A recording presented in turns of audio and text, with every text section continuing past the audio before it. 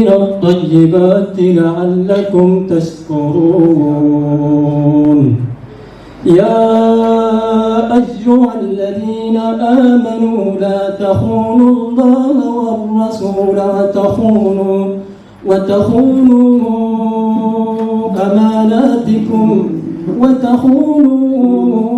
أماناتكم وأنتم تعلمون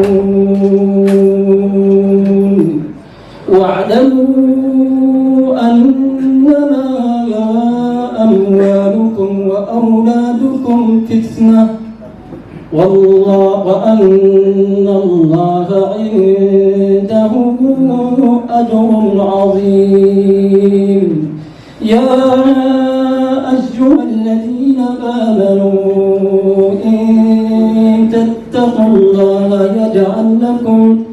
يجعل لكم فرقانا ويكفر عنكم سيئاتكم ويغفر لكم والله ذو الفضل العظيم.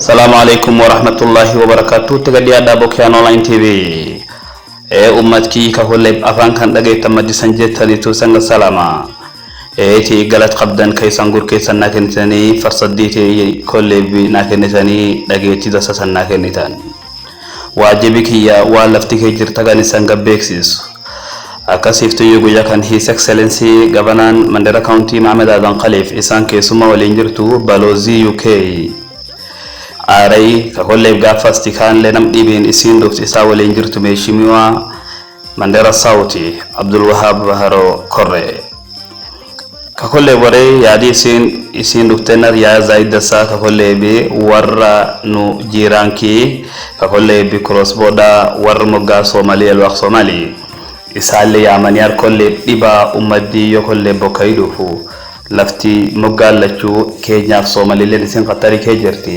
kadum balozilni isini wanisin irayadanti gudon agumadi mogga Somaliland garabki tawani fi isilen haqqi isilen algatuete دومي ومسؤولين تين وان زائد عسته ونير رمتا غبنان أردوان وأنني أك مسؤولاتي نويني داوا ميديكال وهيو جيرانكي والانقيب سنايد كهول بي نوانتو فالانقيب سنمو سغالي نمو مدين تولين سنبانكي في خبدي لكن نمو دومي والتدوم فرصة ديني نونجيني نندينيد akasif tuido misayu war kolle balozile kala trosade aga garabki tawani fi Mheshimiwa ardatana Mandera Sauti Abdul Wahab Haro Korre inelen kedate umudda isi masulinti DC Borache yokane Elwak Somali Dio Cornelki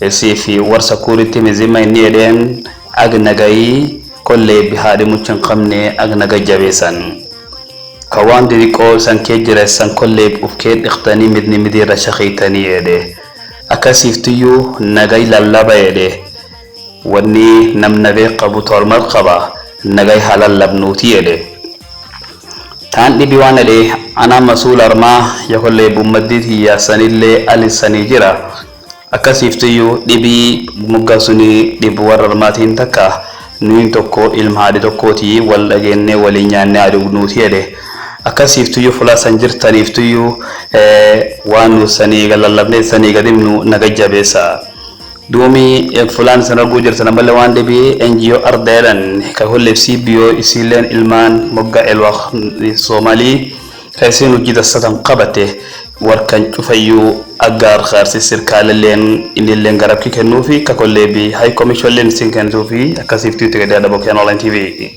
kwa hayo DJ kazi kwako twende kazi.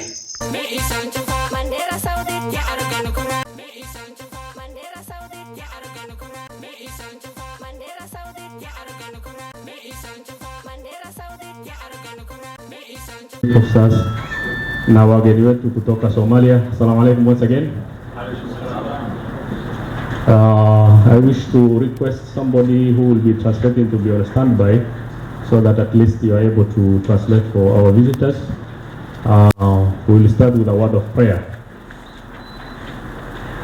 by one of the sheikhs from the visitors. Yeah, not right. العالمين وبه نستعين على أمر الدين والدين وصلى الله وسلم على نبينا محمد وعلى وصحبه أجمعين. اللهم ربنا آتنا في الدنيا حسنة وفي الآخرة حسنة وقنا عذاب النار. ربنا لا تزغ قلوبنا بعد إذ هديتنا وهب لنا من لدنك رحمة إنك أنت الوهاب. ربنا إنك جامع الناس ليوم لا ريب فيه إن الله لا يخلف الميعاد. صدق الله العظيم. شكرا.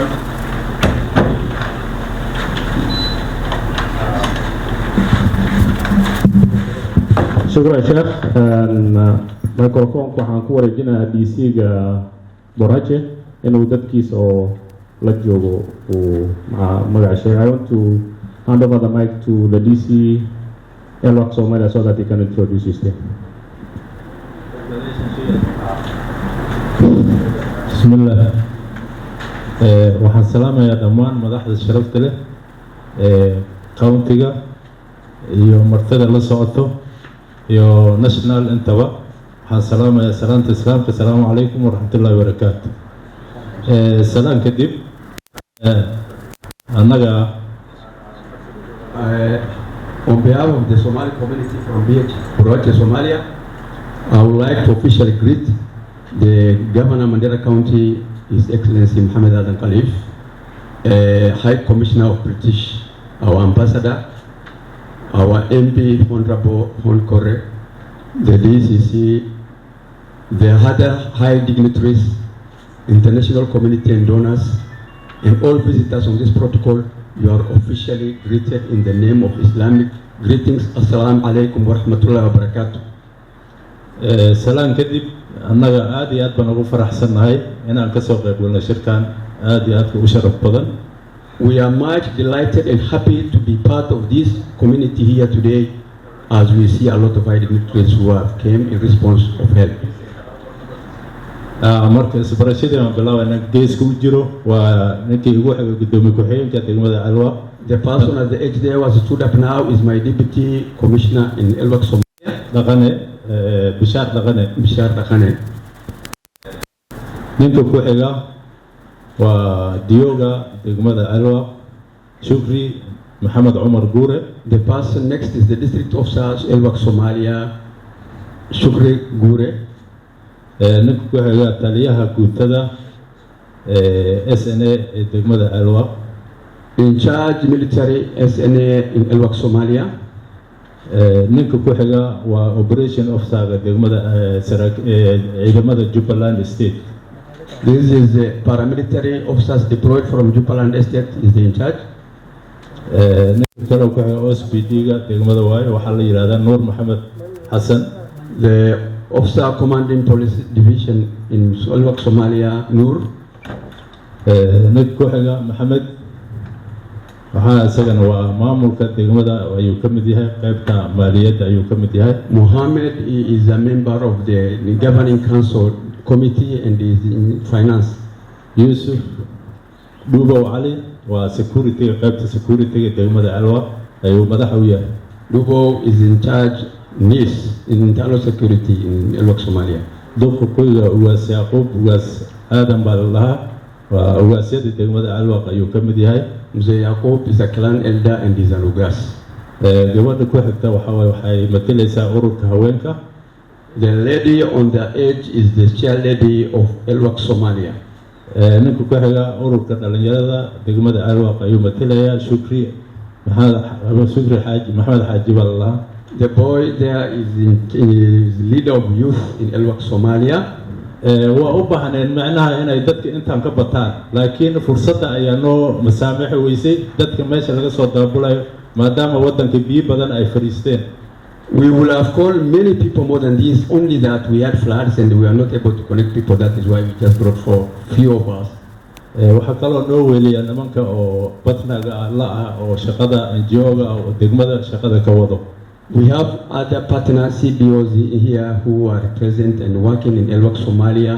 These guys who call themselves ADRA. I myself am the program logistic officer in that program. aad iyo aad baan ugu mahadcelinayaa madaxda sharafta leh iyo qolada hay'adaha samafalka oo ka soo qayb galay shirkan.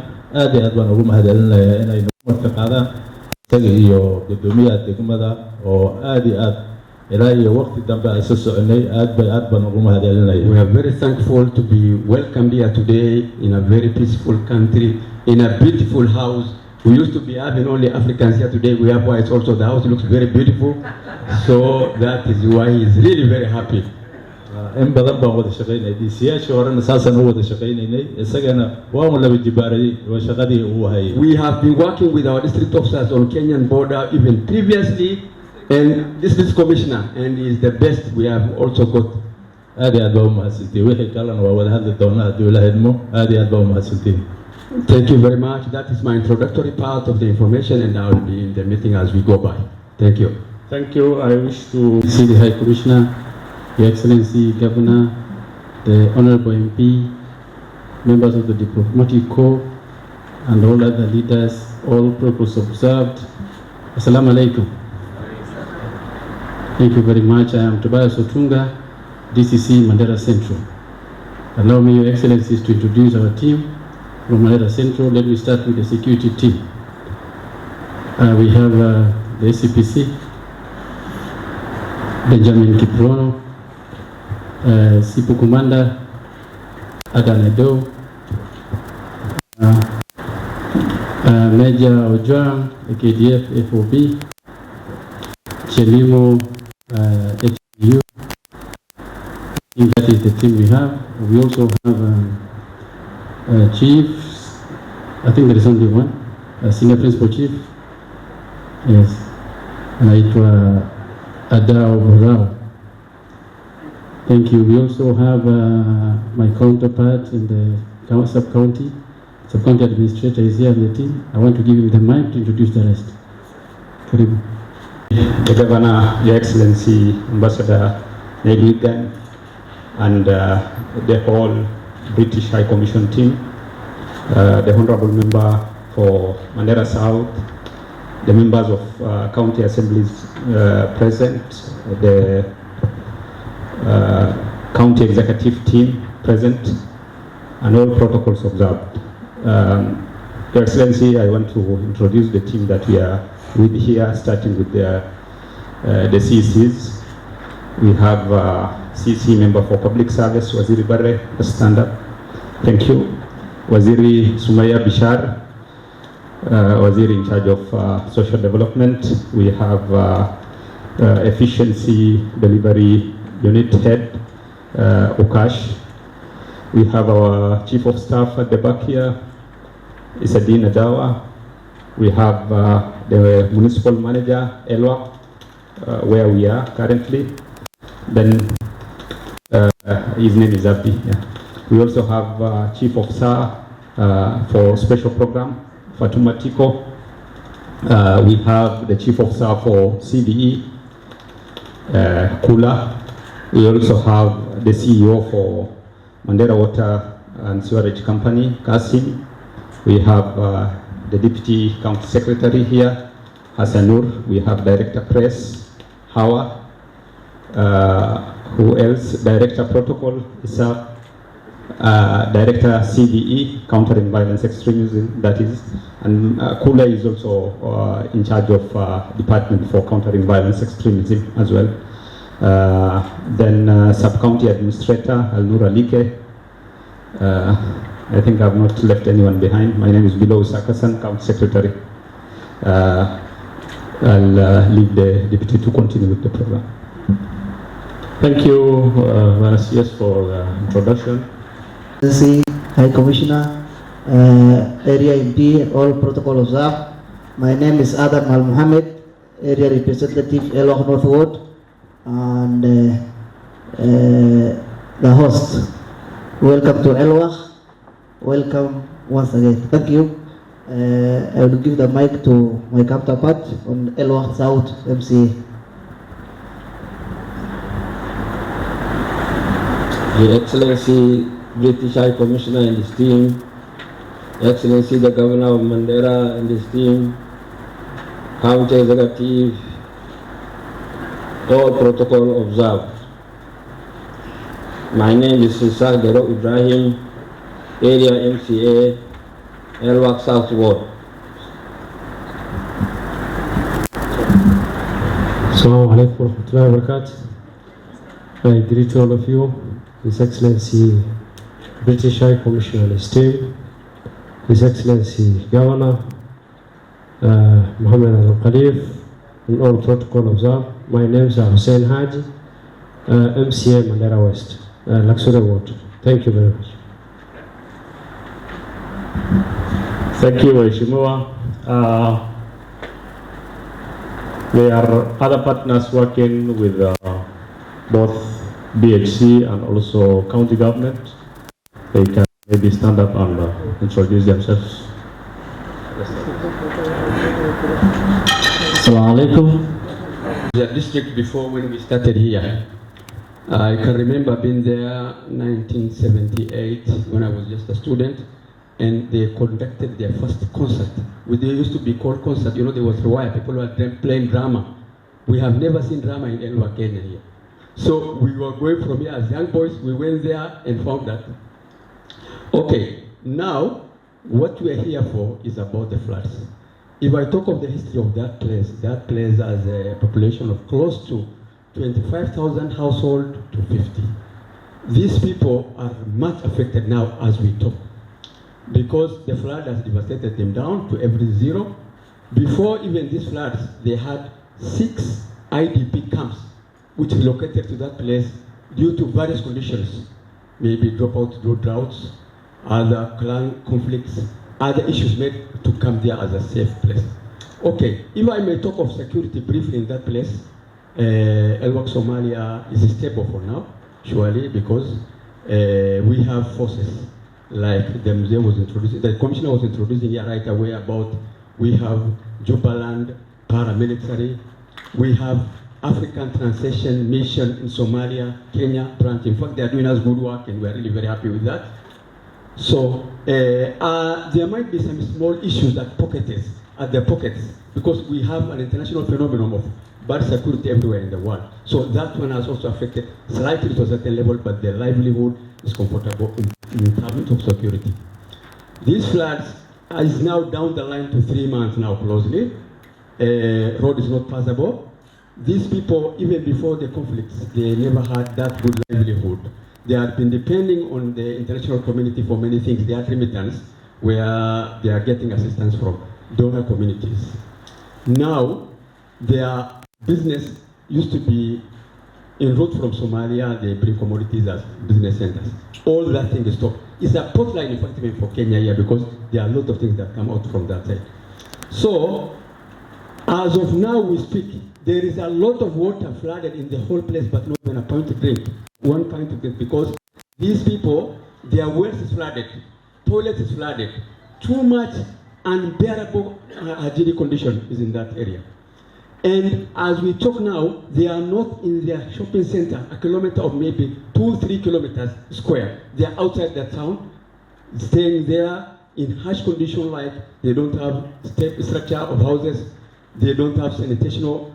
A lot of hygiene condition is in dire need of attendance there, because this water already is bringing waterborne diseases as we talk now, because there are a lot of things that is coming out, the fungi, frogs, mosquitoes, snakes, a lot of things, because in that Somalia, this area, or even including Elwak Kenya, they used to have caves. These caves now, once they are flooded by water, they are dangerous snakes that is even coming out and attacking people in every area. So, the livelihood is down. People really are in danger. Haddii ay wax ka dhahayaan Somalia oo Elwak, ibkaas iyo aniga saameyd ma kala fognaanayso, because isku dhib baan nahay. It is in the interest of Kenya that Elwak Somalia remains stable and peaceful. Anaga dana nooga jirto hadda dhankiina oo Elwak Somalia inaad degtaan oo nolol heshaan oo amnigiinu samaado, anagana way noo fiican tahay. And that is why we have called you here to give our sympathies to you and to tell you you are not alone. Anaga waxaan idin wacnay ina anaga bururtida hadii sameeyno oo waxay dhib idin hayo kaligiin ma aha, waa idin la qabnaa, waxay talana insha Allah way ku darsanaynaa, taladaas had idin wacnay. I know currently as we speak you have a little problem in Elwak Somalia. Hadalkan anaga meesha fadhino wax yar oo dhib ka jiro Soomaaliya. I will urge you, please, when you go back, sit down and resolve that problem peacefully. waxaan idin la talinayaa sidii mas'uul oo walaalkiina wixii hadda hurgufka yar meesha ka jiro markaad noqotaan si saaniya walaaltinimo isu noqda waxay dhameystaa. We already have a bigger problem from nature and we don't want to add another human problem to ourselves. Anaga hadda dhibkii cimiladaadna saameeyay yaaba noogu badan wax walba marka bini'aadamkana haddana isdibaan waa laga fiican yahay. If you need our support, please let us know. But it is in our interest, it is in the interest of all of us, it is in the interest for you who are in Somalia. We receive all our food, goods, and sugar and rice and everything. There's a lot of trade going on between the two Elwaks. Hada wixii talaa wixii gargaara wixii talidaas had dinkidin yaalo waad loo baahataan diyaar waa idin qabanayna walaalaha nagaatiin annaga waa idin baahana wixii cunto ah badi hadda soobkan ka hore wixii macaamilka oo raashin wixii la helo xaggii ay ka imaan jirtay waayo magaaladaas inay nabad lahaato oo degto badan noogu jirto. I will stop it there, and because my DCC, very good friend of mine, he has been here very shortly, but he has done a lot of work in terms of contributing towards peace and security and support to our community here. He has already affirmed that he's got a good working relationship with his counterpart, and I want that one to continue. And by saying that,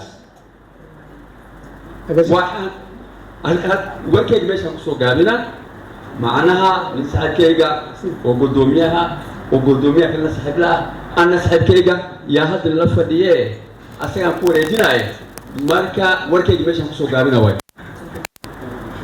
So I will stop there, and before I sit down, I will welcome our friends, our good friends, Ambassador.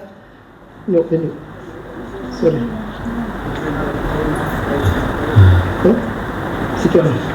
Sorry. Okay. I'll call His Excellency the Ambassador, so that later on we can welcome His Excellency the Ambassador Neil Wigan. Karibu. Okay, waxaa la soo dhaweeyay Governor.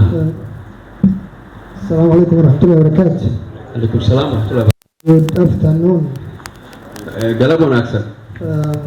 I would like to take this opportunity on my behalf and on the behalf of the people of Mandera and specifically the people of Elwak Kenya and Elwak Somalia to welcome our brothers and sisters from the UK High Commission and the RISONAC team. Anoo ku hadlaya magaca magaalada degmada Mandera oo Trasatwa waxaan soo dhaweynayaa si sharaf leh oo kama dambeys lahayn inkii commissionerka iyo wafdi la socoto iyo walaalaha naga RISONAC ka socdo. Your Excellency, the way Mheshimiwa Abdul say, you happen to be the second British High Commissioner to visit Mandera and Elwak. Ambassador labaad oo hadda noo imaado waa adiga soo dhawow. We are aware of the red alerts, the travel bans by UN within the UN circles, but we really appreciate the British team, the High Commissioner, your President and yourself for being bold enough to get out of your comfort zones in Nairobi to visit Mandera for the third time to come and actually witness what's happening on the ground in northern part of this country.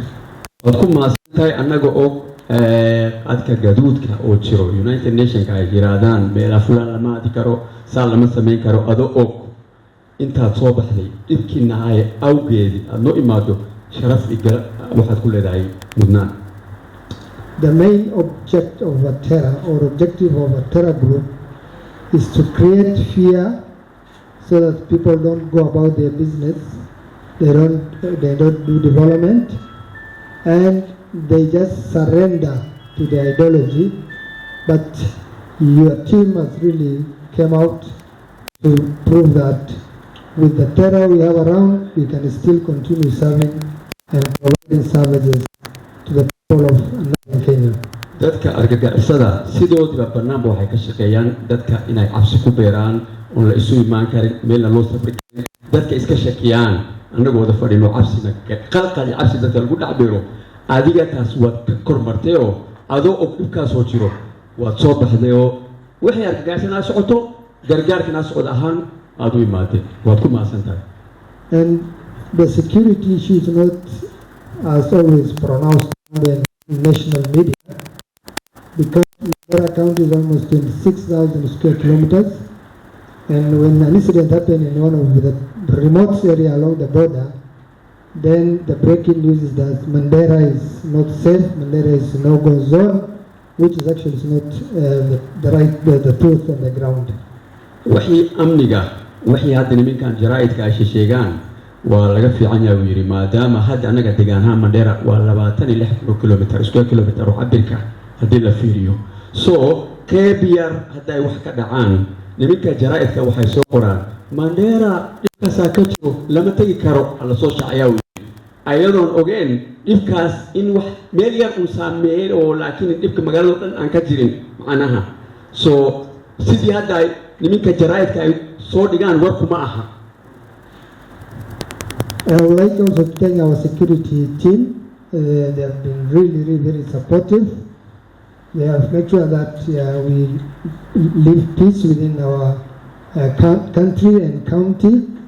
They have been really patrolling our borders, and they have been working very closely with our brothers across Somalia, because our problem is the way Mheshimiwa stated is just one and the same thing. We share everything. The only difference is that only the international borderline. Otherwise, the communities living on the other side, including all the way to Bulhawa, and the communities living on Kenyan side and the Ethiopian side are just one and the same people.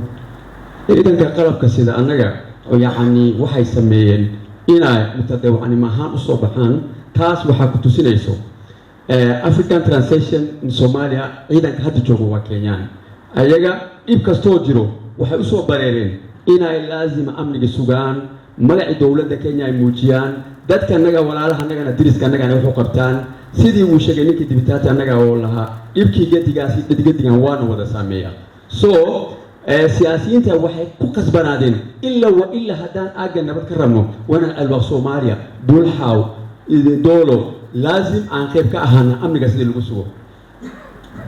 So I call upon our Deputy County Commissioner and his team to continue working with the local administration in Elwak, Somalia, because that's the only way we can create confidence and we share information and we can fight terror group.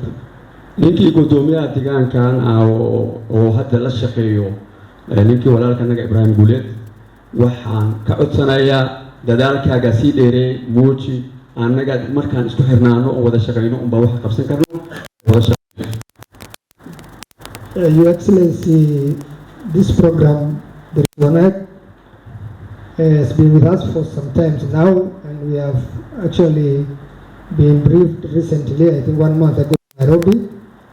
And during that briefing, we requested that we fast track this process. We move from boardrooms to actually to the ground so that implementation is done. We are aware the program is only for 3 years, and at this pace, our fear is that we're going to lose 1 year before even hitting the ground.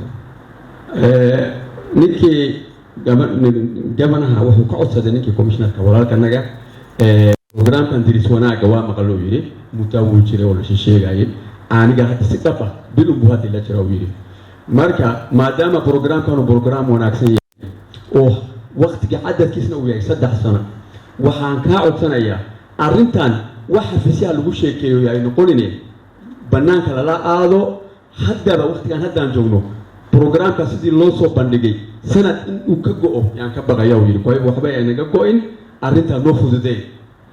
We really appreciate the British government for supporting this program. We also appreciate the way they are working with the local organization, and the information I have is that the local organization will also work with the CBO so that at least we have a maximum impact on the ground, so that we don't talk of issues of security and the rest.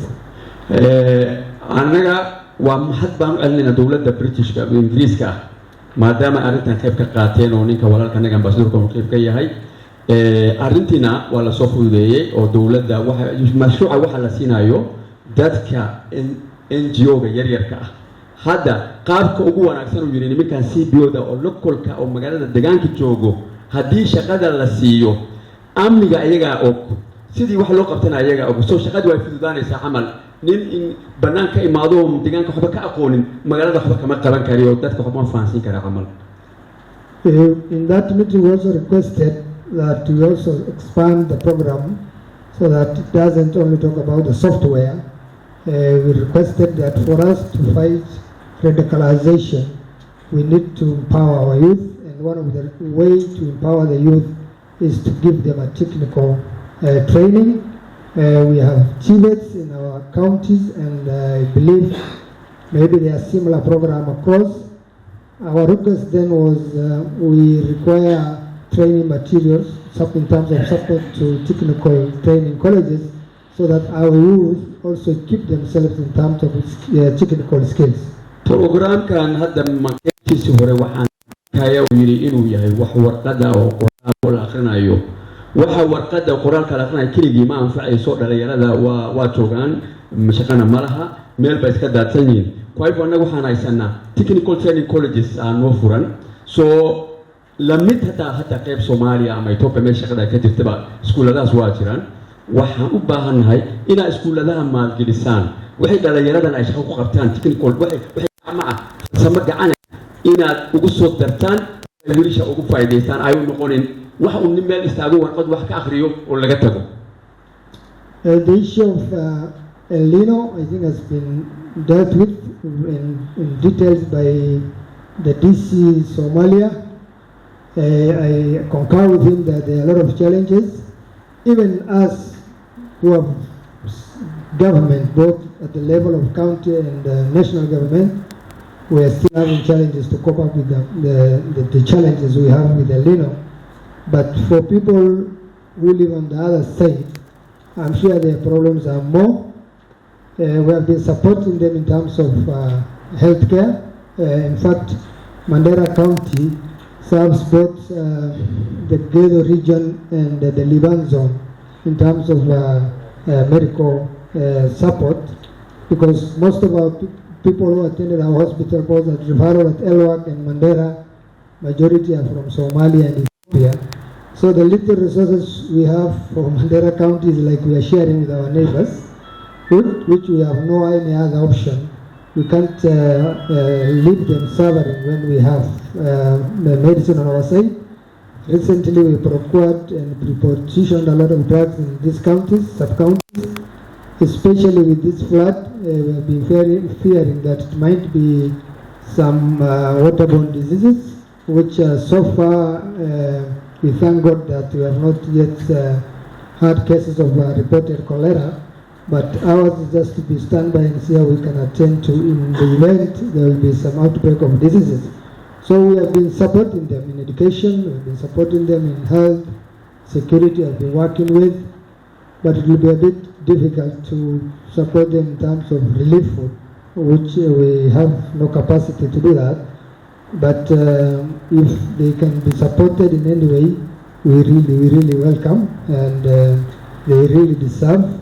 They're in a very bad shape, to be honest, and that's why we always want our national government to open this border so that our brothers on the other side can get access by the United Nations or any other aid organization to be supported, because getting support from Mogadishu is not forthcoming.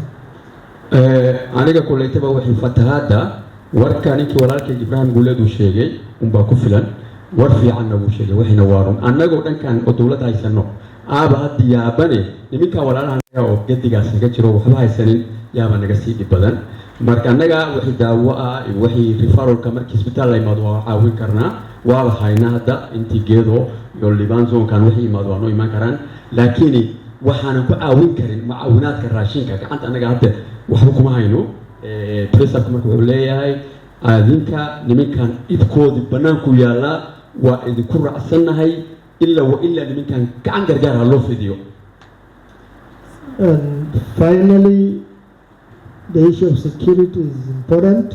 I think I want to emphasize that we should have a very close working relationship when it comes to matters security. It is in the interest of both sides, not only the both sides, but even the Ethiopian side, to make sure that we have peace. We have enemies within that we must fight, because these are people who are actually against our existence. And we thank the national government and other state, non-state actors for the support. As a governor, our position has been very clear.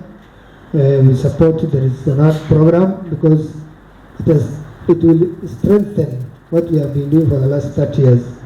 After the collapse of the Somali government, even the former president, when he was evicted from the country, actually crossed through this town, and we welcomed him, and he was safely taken to Nairobi so that he was be moved where he went. And, so we have been having a very close working relationship. And the way Mheshimiwa Honorable Kora said, it is in our interest for our neighbors to be peaceful. What affects them will also affect us directly. With those few remarks, I want to urge our team, our brothers on the other side. I know the challenges are there. Continue with the good work we are doing. Have a very close working relation with us.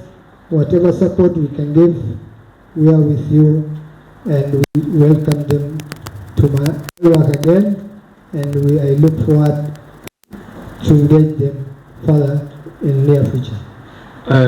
markii la soo gaabiyay waxay amniga annaga inoo dhaxaysa ilmaadiriyaalow nin walba adkaado amniga laga wada shaqeeyo diris wanaagana programkan maadaama dawladda 30 sano waagi dawladda oo dawladda Maxamed Siyaad Barre la inqilaabay Maxamed Siyaad Barre magaaladu ka soo gudbay waa halkan aan isheedan ku arkay markuu banaanka taagan yahay soo gaab u qabay markaas so waana tagay waxa laga qaaday meeshan ku tulo taas waxay tusinaysaa anaga ilaa waqtigaas ilaa waqti xaadirkan inaan wada shaqeyno arrintan ninkii dibitaatiga anaga MPga hoon korea siibay ibkii dhankan waa isaameeya wixii anaga marka odayaashii waxa leedin ka rabaa inaad idinku aadadaashaan sidaan wada shaqeyno dawladuna ay horumarto billahi tawfiq. Thank you very much. In the interest of time, Your Excellency, the second UK Commission visited Mandera County and Elwak. We want to welcome you to talk to your people of Elwak, Somalia. The people of Elwak are also on standby waiting for us. So, welcome. Karibu sana. Waxaa la soo dhaweeyay ambassadorka countries together and a community which, as the governor says, is one community across the borders. waana aad bay u fiican tahay oo ummadan waa saddex dawladood oo isku degan Somalia, Ethiopia oo Kenya isku dad ah dadkooda Soomaaliya dad wada Muslim oo wada joogo oo ilkaan badan leh. And that is why we have the Deris Wanak program, which my colleague Ben is in charge of. And the idea of that program is to work very closely with communities and to work in all three countries. hadda arinta waxa sabab u noqotay inaan keeno mashruucan Deris Wanaaga ninkaan saaxiibkayga ay la socdaan madax ka ah in dadka si hoos warkood la helo lala shaqeeyo saddexdan degmo Ethiopia, Somalia, Kenya la isku xiro oo dadka isku dhib ay noqon isku dhib waay isku danna inay ahaadaan waay. And that is why I've also come with my colleague Damon Bristow, who is the head of our development programs for the embassy in Mogadishu. ninkaan walaalka anaga oo hadda meesha fadhiyo cadaanka ah waa ninkii mashruuca u sareeyo safaaradda Ingiriiska Muqdisho fadhiyo. And this is also important for me because for 2 years I was the British ambassador in Mogadishu. waana ii fiican tahay because aan nafsadeedii 2 sano aan ambassador ka ahaa u yiri Muqdisho soo diga aqoon aan u leeyahay Soomaali oo dadka walaalay waa isfaana camal. So I also wanted to come here now, of course, because of the floods and El Nino. haddana waxay keentay macluumaadkan oo biyaha fatahadan badan oo idin saameysay yaanu imaaday. And that's why I've come with my colleague Eduardo, who is head of our humanitarian program in Kenya. waxaan la imaaday gabadha boqorada oo hadda u sareyso qaybta horumarka oo ay joogto Kenya. So we cannot solve all the problems that you raised today, but we will keep trying to work here and to provide the support that we can. aniga kullaytaba maanta ma idinka ballan qaadi karo inaan wixii jirkiin oo dhan oo meeshaad ka sheegtaan aan kaafiyo laakiin step by step insha Allah wixii aan qaban karno baan wada bilaabaynaa. And we want to hear from you what the priorities are and what we can do to help. haddana idinkina idinka maqlo waay wixii hadda baahidii idin hayso kow maxaas waxaasaan noo dan ah inaad tirahdaan marka idinka maqlo yaan wax isbeegeyn karnaa. And I will now ask some of my colleagues to talk specifically about some of the things that we are doing. So first Damon to talk about the work that we do in Somalia, and then Eduardo about our humanitarian work, and lastly Ben about Deris Wanang. marka hadda nimin baan soo dhaweynayaa inay ka hadlaan wixii Soomaaliya ka hayaan oo shaqadooda nin walba qaybtiis waxa uu ka sheegi karaa ka sheego. I will be quick because of the time, but thank you, High Commissioner and colleagues, for the opportunity to speak. salaanta kadib waa degdeganahay warku waa idin soo gaabinaya. On the humanitarian situation specifically, we are aware of the terrible effects that flooding has had in the last few months on the back of many years of drought. وفانسانهاي حتى إبكي هايو ما دام فتاة عندي بدن إذن كم كورو معلوش أبارك أصو مرتين إبكان إذن سامي ولسكن واندري مايا. Our focus is not only on addressing the immediate impacts, but also trying to build and help communities build resilience against or in the face of climate change. أنا هذا وحي جرجار هذا جعنتها وحي هذا gacanta ka soo qodo afka lagu tuurto waxa ka wanaagsan muddo dheer soo socoto maadaama cimiladan dhibku ka jiro hadda oo ali roob uu isbedelo abaarta ay dheeraato roobku bato dhibkan wuxuu baa ka jiray marka sidii qaybta loogu hormar oo tagi lahaa sidii dadka ay u noolaadaan yaan bal wax iska bareynaa weyn. And we all know that Somalia is among the countries in the world that is most affected by the change that we're currently seeing in our climate. waxay hadda adduunka laga arkay oo cimilada quseeyo dawladda ay aad u saameysay waa Soomaaliya. waa isfahansanay Soomaaliya cimilada waa isfahansantii Soomaaliya. Okay.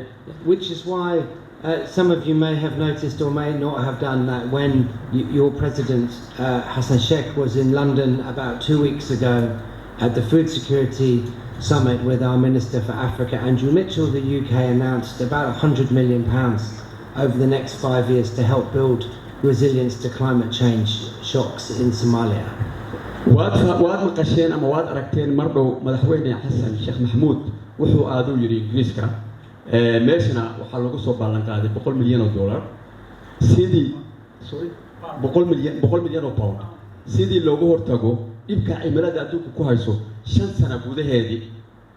And I will take the messages that I've heard from you here today to make sure that they inform the thinking that we are doing on that work. waxay maanta aan idinka helo oo fikrad ah waan la aadaya oo yiri xagga aan u sheegayo niminka qaybtaas aan u tagnana dhibkaas ahayo in lagu daro waxay meesha laga wahayo. And if I may, just to look out a little bit more broadly, one of the most exciting things that has happened in recent months has been Somalia's accession to the EAC. And my hope is, listening to the comments of the MP and the Governor, that actually Somalia's accession to the EAC will rekindle much of that spirit of entrepreneurship and trade that you spoke about going back hundreds of years. Because my personal view is that trade leads to prosperity, and prosperity leads to stability, and this is something that we in the UK, and particularly in the UK and Somalia and Kenya, hold very close to our hearts.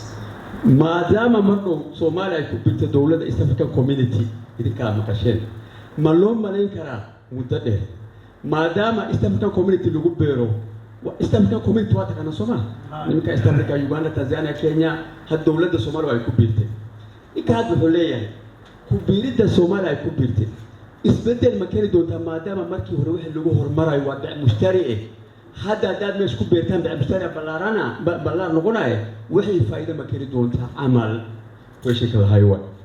And thank you very much. bes waa mahadsantiin.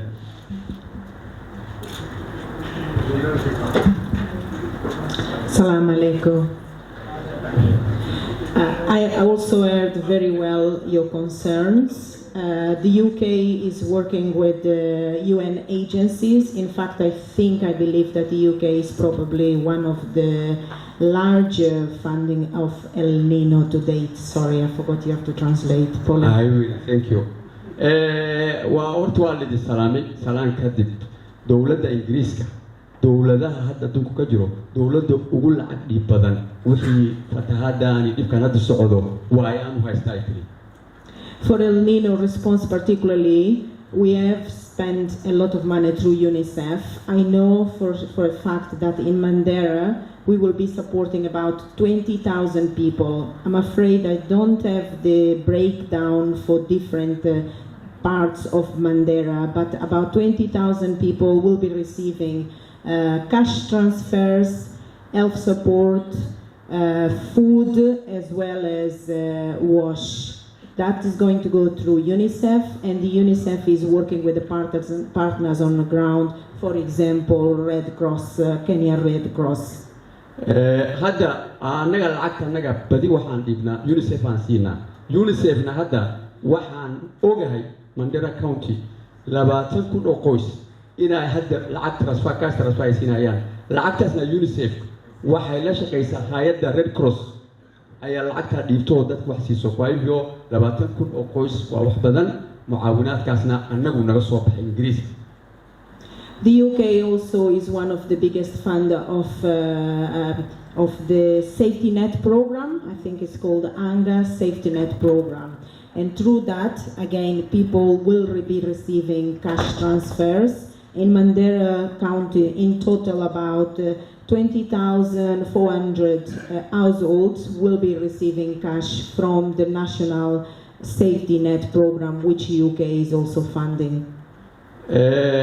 waxaa jirto lacag la dhiibo hadda kaararka lagu qaato inkastaan maamada nagama warqabtay anaga buraje ma helo Soomaa ma helo okay marka lacagtaas aad jirto waxaa loo sheegay nimanka reer Kenyaanka waa maqlayaan moogtahay lacag badan baa la siinaya anagana waa codsanaynaa. I guess the bottom line is what my colleague said, what Damon said, that what we are interested is the longer term resilience. How can we support counties like Mandera to be resilient, because we know that climate change issues will continue to be. Few months ago we had drought, today we had El Nino. We really are here to hear from you, from the governor, what else can we do, how can we continue to work collaboratively to support a long-term strategy. maadaama dhibkaan hadda nahayo oo mar abaartan ay dheeraato roobkana fadaatiisa ay badato dowladda Mandera County annaga kolleytaba waxay hormutag ah oo sidii loo dadaalo oo yacni cimiladan kolleytaba ilaahay baa gacanta ku hay laakiin waxyaabaha geed abuur iyo waxyaabo kale laga qabto macaawinaadkaasna waa haynaa dowladda county governor Mandera waa la shaqeynaynaa. Asante. Thank you. Yes. So I'll be really brief. Assalamu alaikum. Alaikum salam. I think my colleague Ibrahim Solmo has already spoken about Deris Wanag, but I will just add a few brief points. walaalkayga saxibkayga oo nala socdo Ibrahim wixii Deris Wanag oo dhan waa ka sheekeeyay laakiin waxyaabo yar yar aan ku darayaa uu yiri. So I think the first point that I would like to make is to pick up on what the governor said about the need for local solutions. hadda kolleytaba waxaan ku darayaa sidii governor uu sheegay arrintan Deris Wanag waxay u baahan tahay in lala shaqeeyo hay'adaha yaryarka oo deegaanka joogo sidii dhibkan loo salgaaro. So Deris Wanag primarily wants to work through local organisations, and that's why we have selected RACIDA to help with our flood response and ADRA for our peace building work across borders. maadaama annaga hadda aan muujino inaan la shaqeyno hay'adaha yaryarka waxa mucaawinaadka dhanka Kenya oo hadda mashruuc ka fulinayo ayada la yiraahdo RACIDA dhanka Elwak Soomaaliyana waxaan siinay nabadda wax quseeyo Deris Wanag waxaan siinay ARDA hay'ad local magaalada joogto. And that's also why the leadership of Deris Wanag is Somali. Sorry. That is also why the leadership of the Darius Renak project are primarily Somalis.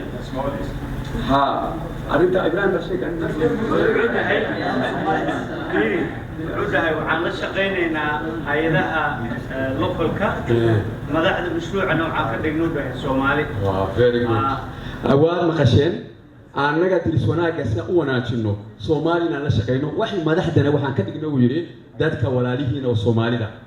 And then the second principle of Darius Wanag is that we want it to be truly cross-border in nature. So everything we do here in Elwak Kenya is also being replicated in Elwak Somalia. Annagana maadaama arrintan annagana wada qusayso waxaan ka qabano dhankan Elwak Kenya inaan ka qabano Elwak Somalia sida ay dadkii saameynta ay wada saameysay waxay isla qabtaan. And that is why we call the project Darius Wanag. waxaan u sheegnay project magaca lagu daray Darius Wanag. Darius Wanag waa taqaanaan Soomaa? Wanag la noolaado dadka dariska ah. Just to finish off by saying that we have three activities that we are planning to start very soon. So we have emergency flood support, which is the first thing. So we're planning to provide cash transfers here in Elwak, Kenya, and also in Elwak, Somalia. Hadda saddex qaybood aan wada ka qabanayna waxaan ugu hormarayna in lacagta dadka lagu gargaaro fatahaada aan bixino Elwak Somalia waa ka dhibayna Elwak Kenya waa ka dhibayna. And then through ADRA we want to support peace and security cooperation, and we're considering a proposal for that at the moment. Haddana waxaan go'aan gaarnay inaan siino hay'adda localka oo idin la joogto si dooda la yiraahdo ADRA wixii amniga oo nabadda oo diris wanaag quseeyo in ayaga ay qabtaan. And finally, just to pick up on the point that the governor made earlier, we had discussions with the governor about support for TVET, and I know the Darius Wanag team are planning a scoping exercise to see how we can provide further support for economic opportunities for young people. waxay hadda governor uu sheegay maadaama waxay hadda dadka lagu caawinay tahay diris wanaagan waxay qoraala oo la isu sheeguna ay noqonin oo dadka wax gacan lagu caawiyo uu sheegay uu yiri governor waxaan kala tashanayaa ninkii mashruuca madax ka ah in la helo mucaawinaadu dadka lagu caawiyo oo waxay gacanta lagu qabto. Thank you very much. Thank you very much. Waad mahadsantihiin.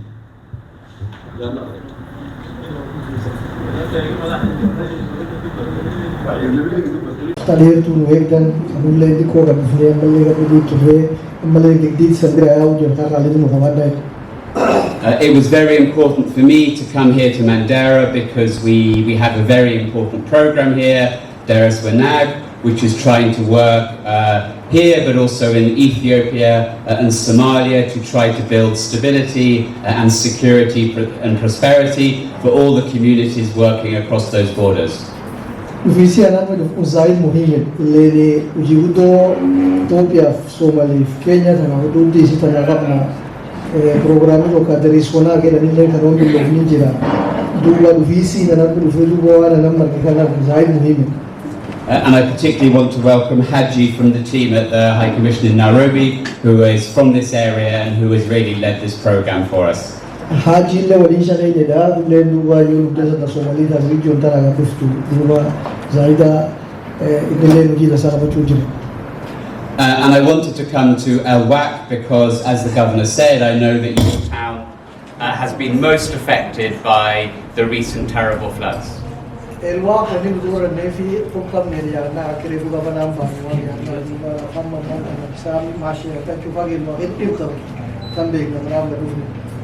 And as the governor said, we will work with him and his team and listen to all of you to understand what the needs are, but also to build long-term resilience so that now that we are in this cycle of droughts and famine, we can help you be better prepared in the future.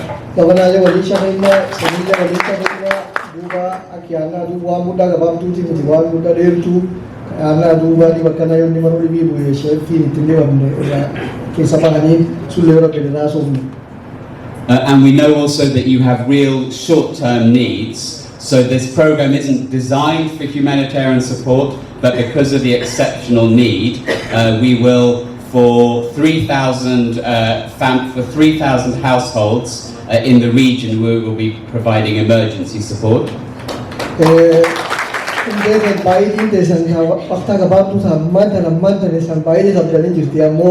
Programming organ mungkin program dari itu region nama Northeast Tanggal dia cuba orang beli dari itu besarti wane akan dia berapa nih.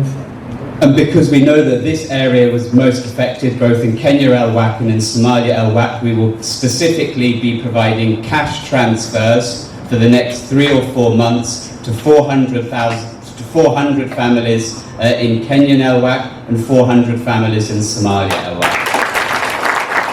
Elwak ila malle mo amanta na awad ko do karga hamna fede yoram bede hoski mindi bafuri penyalle gar somalile hoski mindi bafuri jiafur wan jokti di jiafur dema ana du cash program sulle yoram bede aka hamna fede. And this will go with a bigger cash program that we have, which will support around 20,000 individuals in the region through UNICEF, part of the United Nations. UNICEF le uri la hale rugen ine fijir kaya ni Madera County jumla gere hoski kum digdama yoram bede besi amalle cash transfer ka program kana yoram bede kamatanif. So we know this will not meet all of the needs and solve the problems, but we hope that it will help those families which have been most affected, and it will show you that we are trying to do what we can to help in your town.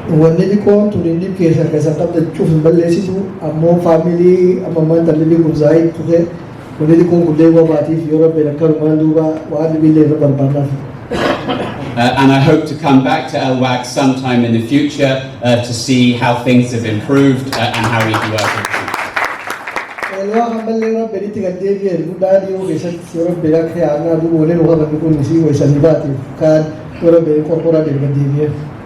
Thank you very much.